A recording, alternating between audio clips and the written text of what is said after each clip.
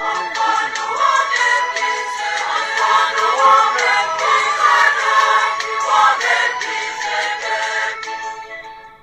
men are created equal, but then some become priests. All priests are ordained equal, but then some become bishops. Meet one of the bishops-elect for the Catholic Archdiocese of Nairobi, Monsignor Wallace Nganga. Catholic born, Catholic raised and Catholic educated. My name is Father Wallace Nganga. I come from, my home parish is Karinga Parish, and I have schooled there in the primary school. I schooled in a primary called Kiamwathi, then I moved to Gekure Primary.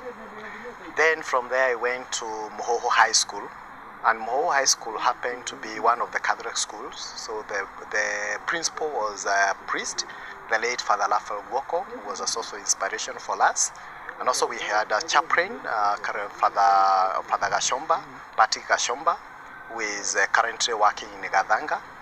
And in fact, we got a lot of formation. Even I can say a lot of my background of spirituality is when I was in high school, because I was also the catechist for the students. I remember one time I was requested by Father Gashomba to write a letter to the servant of God so that he could come and confirm 85 students from all high school, which I always recall with a lot of joy, that we had to invite him to come and also confirm the students. Some of them were being baptized, others got received Holy Communion. We used to do service when the priest is not available. Those of us who are in the leadership of YCS, we had to lead the service, so that we got a lot of encouragement with that. And Father Gashomba also introduced us to the divine office. We didn't know what it was. He used to go for morning prayers, and he will come with some papers with the prayers. Week one, we did not understand what it was. Only when we went to the seminary, we came to understand what this was about. And after Moho High School, then it is when now, as I was thinking of the next move after high school, that I found myself that joined the seminary. That is in 1996. I joined St. Mary's Moral Seminary. From a student catechist of students to a priest and the Archdiocesan Pastoral Coordinator, he's now one of the two bishops elect for the Catholic Archdiocese of Nairobi. I was ordained a priest in the year 2005. That time I was working as a deacon. I went first after appointment, after ordination, to serve at Mugethega Parish as a deacon. Then after 4 months, I was posted to Kiambu, where for coincidence, I worked under Father Simon Peter Kamomoe. Yes, and I was there as a deacon under him. And then when I was ordained, I was posted back to the same parish, St. Peter and Paul, Kiambu. And within a duration of about a year or less than a year, then I was appointed to go by the late Archbishop Dinge Mwana Nzeki. He appointed me to go and start the new parish, St. Peter the Apostle Kikuyu. I found it as a big challenge because when I went there, they had not finished the priest house. It was just a skeleton. And there was not even a tabernacle in that church. A lot of things that needed to be done. I felt it a big challenge for me, but I handled it because, you know, Kikuyu is predominantly by PCA, Salaudin. You know, that is the headquarters of the PCA, Presbyterian Church. But we started well with the Christians there, and I'm happy. I stayed with them for about 3 years, from 2006 to 2009. Then when His Eminence came, he requested me to proceed for further studies at Catholic University. So I requested to be relieved on the father in charge so that I can concentrate on the studies at Kwea. So I was posted to be staying at Regina Cherry, that is in Karen, as an assistant priest, but still being now a student at the Catholic University. Back to school and back to books. To be prepared for yet again for another mission in the church, he then moved from the theory of classwork and back to the practical fieldwork in the parish. For 2 years, I did my master's in pastoral theology while still working at Karen Parish. And in 2011, after my graduation, where we graduated in the month of October, I was appointed in November to become the pastoral coordinator. I still continued staying at Regina Cherry until 2015. And in 2015, I was appointed to become the father in charge of Christ the King, Embakasi. There were some issues there, so His Eminence told me, go sort those issues when you are there. And going there, I thought I would go there for just a few months or 1 year or two, but I ended up serving there for 8 years, from 2015 to late last year, 2023, when I was now appointed to come and be the father in charge here at Ruaraka Parish. That has been the history on how I have been working, yes. But how has the ministry been serving God's people in different parishes and locations? I can say that in each and every parish, I say I have a successful story I can give, starting with, of course, St. Peter and Paul, because St. Peter and Paul laid the foundation for me for my priesthood. You know, once you are ordained, the first appointment has a lot of impact, and it plays a very big role on your life. I can say under the guidance of Father Kamomoe, in fact, I got a chance even to put a strong background about my apostolate. That's what I can say. Father Kamomoe gave me a very strong backup and helps for me to stabilize now as a priest. Then going to St. Peter, the Apostle Kikuyu, you know, once you are appointed a father in charge and you are only 1 year in priesthood, it was a challenge, I can say that. But I have a story, a successful story where I can say I managed even to make that parish stand. By the time I left within 3 years, and Father Kemiri is the one who came and took over from me, I was very happy because they were stable, they were now knew what was expected. I had put structures in that parish and they were ready to go. In fact, the church where they are now, I'm the one who laid the foundation, where we put down one knee on the foundation of that church that time. And right now, I'm happy. About 3-4 years ago, they opened that church, and I'm very proud of that. And going to Karen also, it gave me an advantage. The church, you are a student, and you are still doing your apostolate. That you go to school, but then in the evening, once you come back, you have a chance to go and visit the small Christian communities. And this also gave me a good, because I know in Karen, they were not very strong with the issue of Jumuias. So when I got the aspect of now, what we are running class, I would come and share with my brother priest, that time we were with Father Kanyi, and the later Father Omondi. We tried the best to initiate small communities, and even the Creation groups like CWA, CMA, I can say in Karen, we tried our best and we started them. That now CWA in Karen is very strong, CMA is very strong, smoked communities, they are very strong. That time I think they had only 3 or 4 smoked communities, and we shared and said, no, we have to create more Jumuias, and that was very successful. But above all, the most successful story I can talk about is for Embakasi. Why? Because Embakasi, I was posted there because they had challenges. And they were having disunity, the issue of disunity among themselves. But my joy is the time I left there, I left a very united and joyful community. In fact, as I left, I felt happy. Have you ever been in a place whereby you feel, yes, God has helped me, that what I was supposed to do, I have done it. And I felt as I left there, I left a healed community, a very joyful and very vibrant church. And I can say that is something that makes me happy when I feel and I see that was achieved. Of course, here at Ruaraka, I have only stayed for 2 months. We had plans with them. We had sat down a number of times to discuss a number of issues on how best we would forge forward. But I believe also the priest will come and take over, will realize those dreams. But within two months, I can say I have achieved, because I must have touched 1 or 2 souls somewhere. Within those two months, I must have touched somebody. Monsignor Wallace has served for long in the pastoral department of the Archdiocese of Nairobi. What does this office deal with in the day-to-day ministry of the church in Nairobi?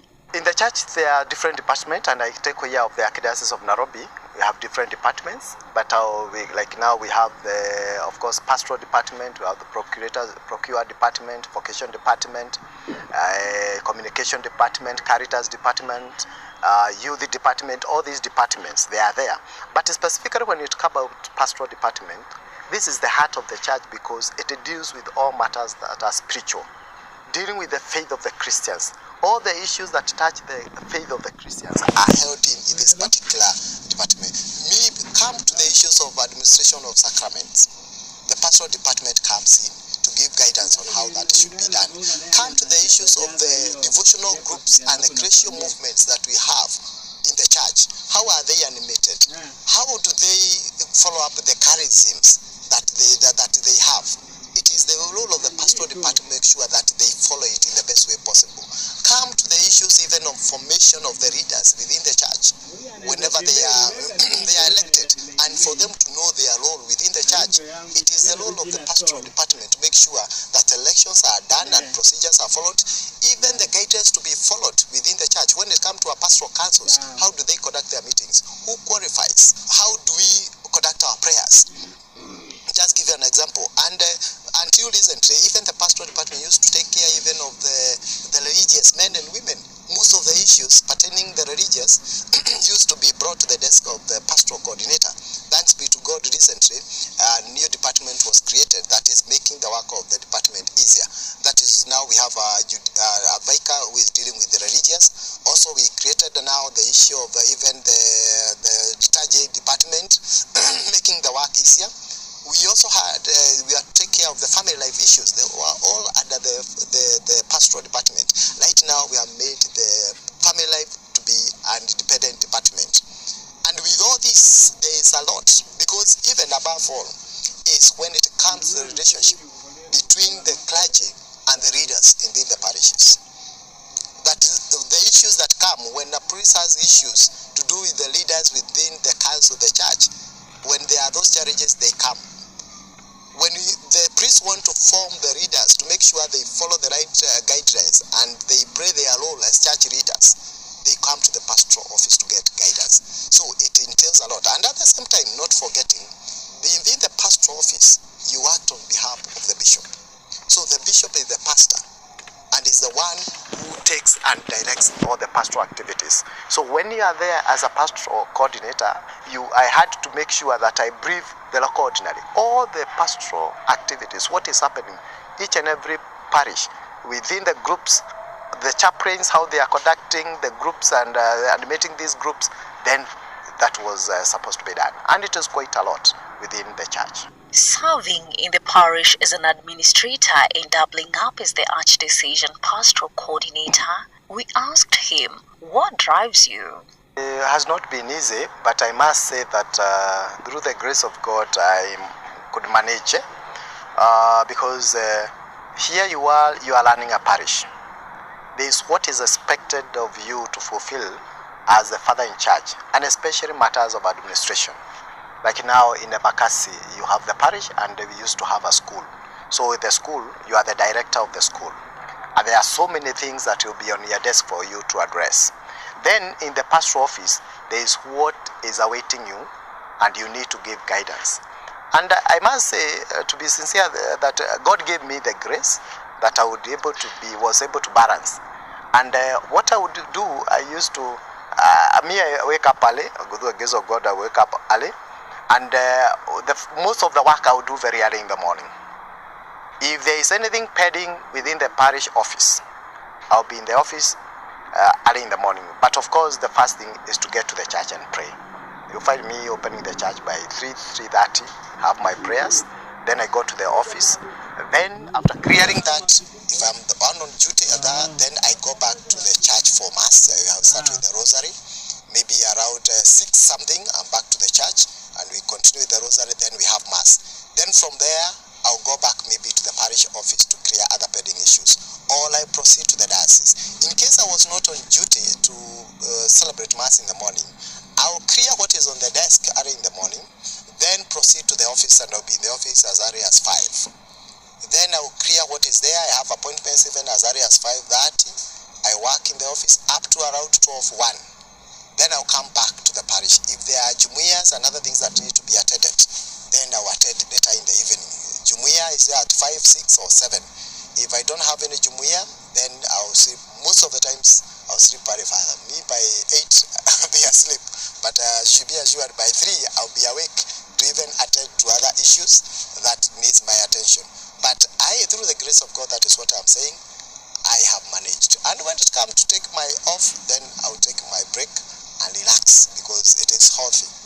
Otherwise you can break down. So it is always good that you take time when you also relax. Yes. Otherwise the doctor will tell you to relax by force. Yes. Yes. What is the role of an auxiliary or assisting bishop in the pastoral work of the local ordinary, and what does it entail? I must say that, of course, it's an office that I will learn, because yet I have not been ordained for it, and I am not yet practiced for it. But simply, the work of the auxiliary bishop is to work and assist the local ordinary, who happens to be the Archbishop of the Archdiocese of Nairobi, Philip Arnold Anyoro.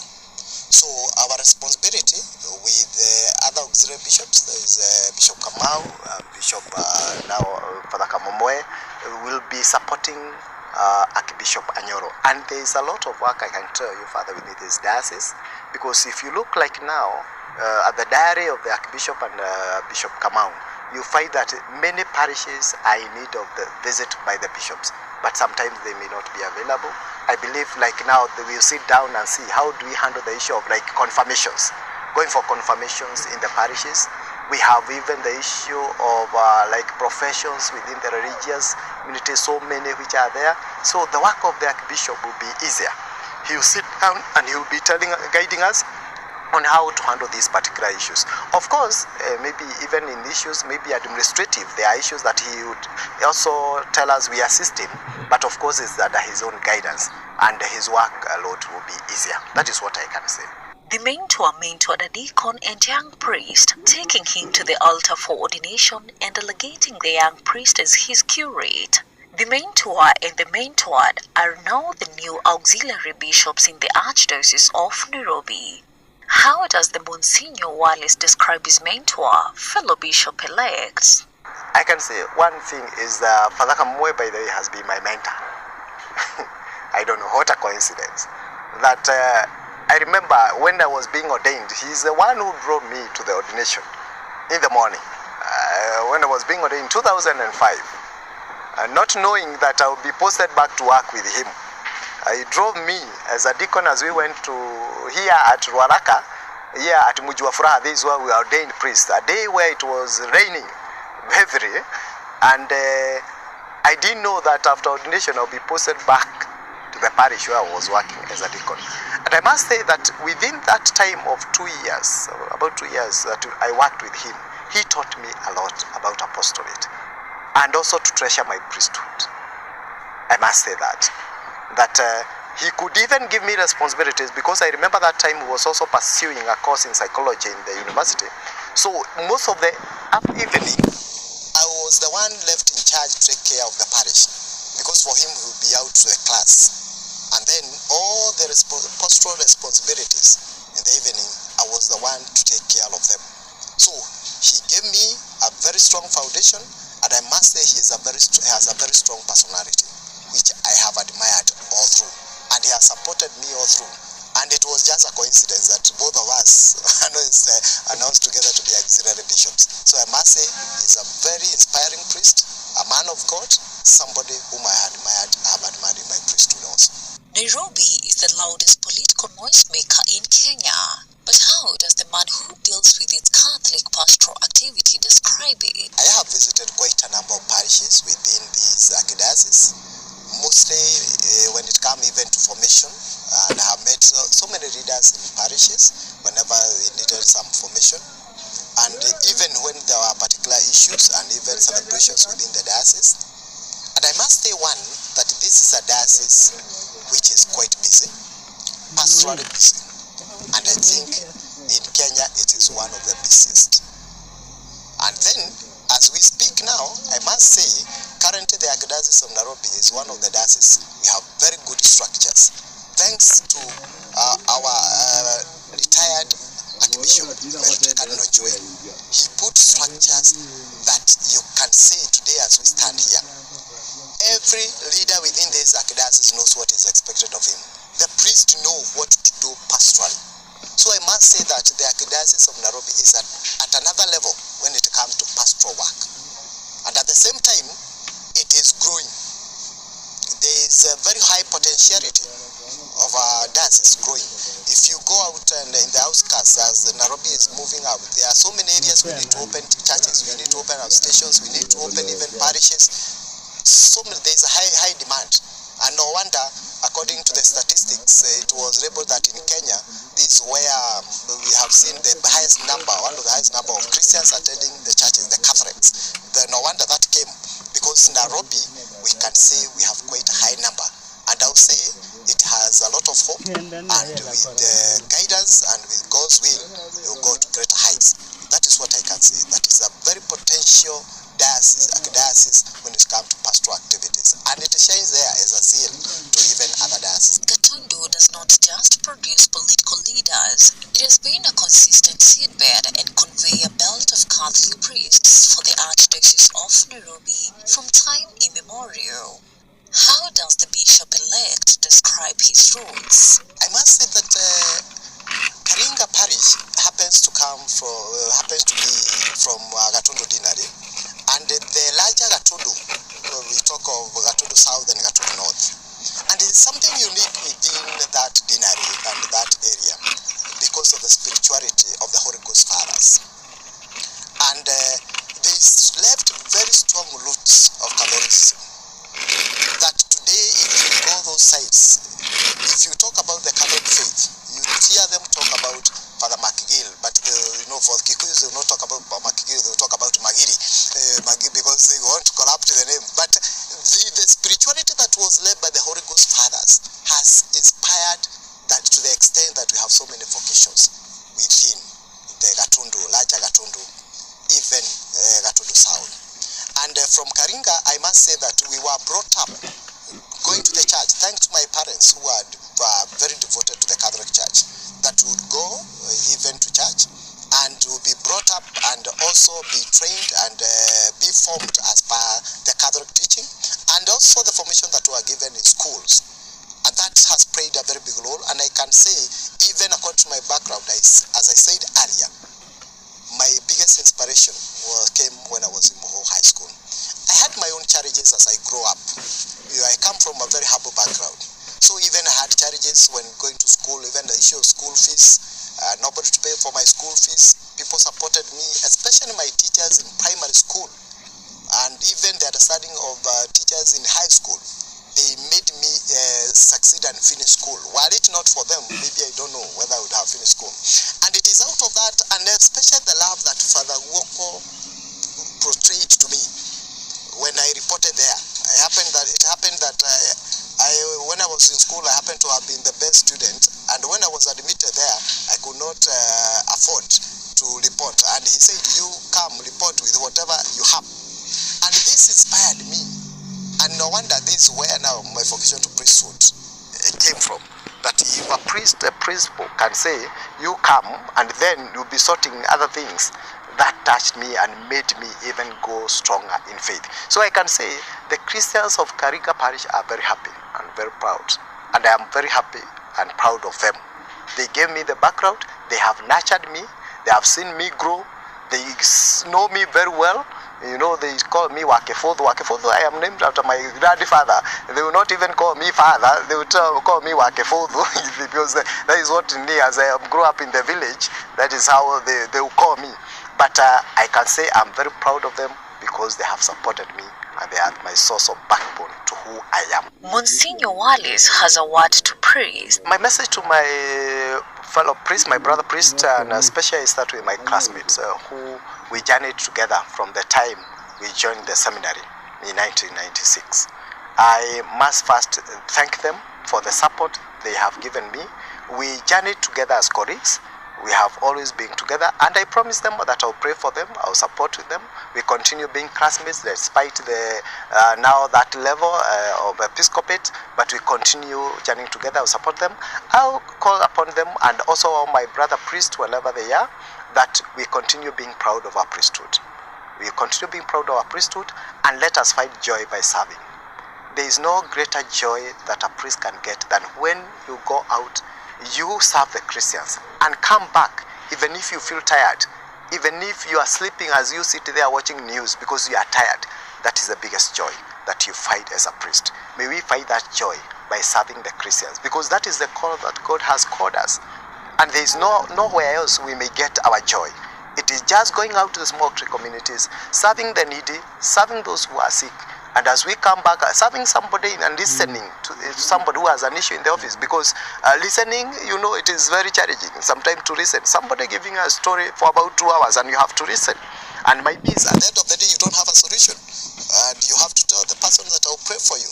That listening also heals. And we need that zeal and that patience as we serve the people of God. I wish them God's blessings, and I promise them that I'll pray for them. For those who are together within the Archdiocese of Nairobi, I'll support you and I will journey with you. Na ujumbe wake kwa waumini wa Katoliki katika changamoto wanazopitia. Wakristo wote, ningetaka kusema kwamba katika safari hii sisi wote tumeitwa tumtumikie Mwenyezi Mungu. Na ni ukweli kwamba katika dunia hii tunayo changamoto mingi. Na kama vile masomo ya Jumapili ya leo imetuelekeza, sisi wote tumeitwa tuelekee jangwani. Na katika hii jangwani tutapitia majaribu mengi kama vile hata Yesu aliweza kujaribiwa. Lakini katika haya majaribu tumesikia kwamba Yesu alitoka akiwa mshindi. Hakupea shetani nafasi yoyote kumwangusha katika imani yake. Mimi yangu ni kuambia Wakristo wote kwamba tumtegemee Mwenyezi Mungu. Na tusimame imara katika imani yetu. Tuombee nchi yetu. Hata kama kuna changamoto zenye ziko, pia tuangalie na tuone mazuri ambayo yako. Kwa sababu katika nchi hii yetu, hata kama kuna changamoto, there are so many good things. Kuna mengi mazuri. Kwanza tufurahie yale mazuri na baraka ambazo tumepata kutoka kwa Mwenyezi Mungu. Lakini pia sisi ambao tuko katika kanisa, tuwe mfano bora hata kwa wale wengine. And especially the elderly, we be a good example to the young ones. There are young ones who have challenges and they need our inspiration. They need our support. May we never get tired. Tuwashikilie mkono na mjue kwamba sisi kama maaskofu wateule tutawaombea na tutashirikiana katika safari hii ya imani. Na naomba pia mtuombee, kwa sababu hili jukumu tumepewa sio jukumu rahisi. Inahitaji neema ya Mwenyezi Mungu, na najua kwamba nyinyi mkituombea na Roho Mtakatifu atuongoze, yote tutaweza kwa uwezo wa Mwenyezi Mungu. Hatimaye siku aliyoifanya Bwana inakaribia. Kwa siku yetu na waalika muweze kuja kushuhudia our Episcopal ordination on 6th of April. This is a special invitation. Of course, I know Archbishop will send the official invitation, lakini tunawaalika nyote muje mshuhudie. Lakini zaidi na waomba wakati huu na wakati wowote, tafadhali mtuweke as a prayer item in your prayers. Msitusahau tafadhali, mkiomba mtuweze kutukumbuka katika sala. Mungu awabariki, awaongoze na walinde kwa yote. Asante. Capuchin TV.